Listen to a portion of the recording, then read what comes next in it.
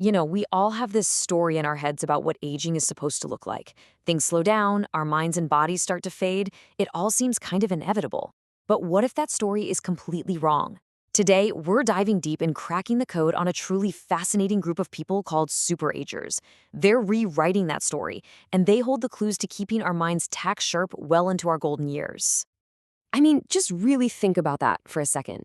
Imagine being 85 years old, but your memory is just as quick, just as reliable as it was 3 decades earlier. It sounds like something straight out of a movie, right? Well, for this remarkable group of people, it's not science fiction at all. It's just their reality. So, who exactly are these people? Well, the term superagers actually comes from some groundbreaking research done at Northwestern University. They define a superager as someone who's over 80 but has the episodic memory, your ability to remember everyday events and experiences, of someone who's way younger, like in their 50s. They are living, breathing proof that serious cognitive decline is not a given. Okay, so to figure out their secret, the very first place we have to look is, well, where it all happens, inside the brain. What does the physical, biological evidence actually tell us about what makes a superager's mind so incredibly resilient? So what you're seeing here are green scans that give us our first huge clue. Researchers found that physically, a superager's brain looks fundamentally different from a typical 80-year-old's brain. It's not just that they're acing memory tests, their brains are literally, physically more robust.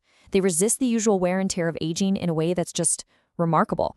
Let that sink in for a moment. Their brains lose volume at half the rate of their peers. This is not a small difference we're talking about. It's a profound biological advantage that helps keep their minds working for decades longer. So the crucial point here is that their brains are, in a very real sense, physically younger. And get this, scientists have found two incredible ways this happens.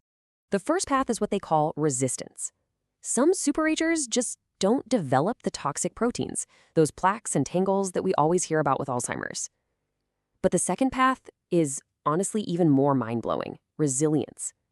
Other superagers do have those plaques and tangles building up, but for some reason, their brains are just completely unaffected by the damage.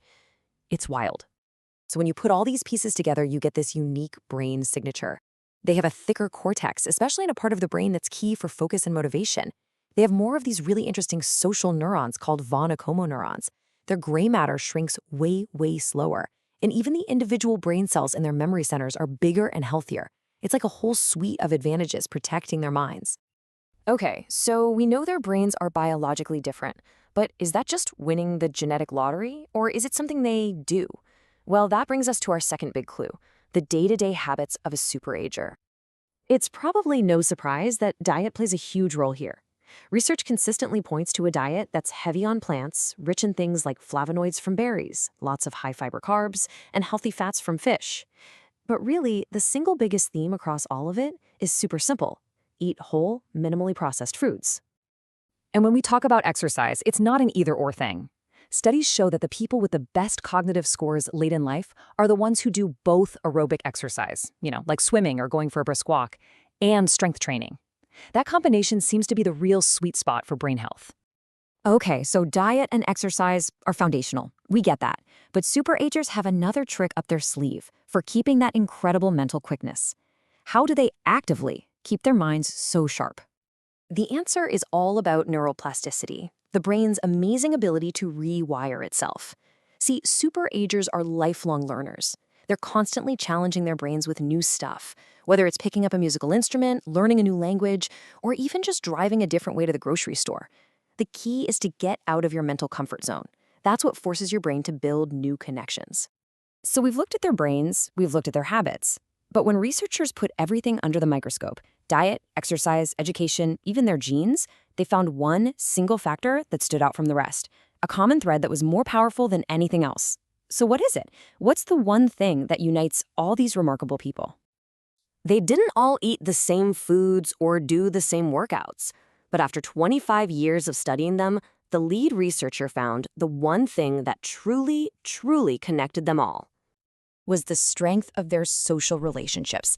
It turns out superagers consistently build and maintain deep, meaningful, positive connections with other people. That seems to be the real secret ingredient. So we've gathered all the clues, we've got the biology, the habits, and that really surprising social key. So what does all this mean for us? How can we take these lessons and crack the code for ourselves? So here it is, the formula boiled down from all the evidence. First, keep your brain's structure healthy by never, ever stopping learning. Second, adopt that healthy lifestyle, a plant-forward diet and a mix of exercise. Third, and maybe this is the most important one, cultivate strong social bonds. And finally, there's a piece that's tied to all of this. Take care of your mental well-being.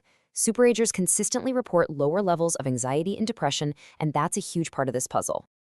So the big takeaway here is pretty clear. We might not have a mythical fountain of youth, but the secrets of the superagers give us a real blueprint for building a long, healthy, and mentally sharp life. The only question left is, what's the first brick you're gonna lay to build that foundation starting today?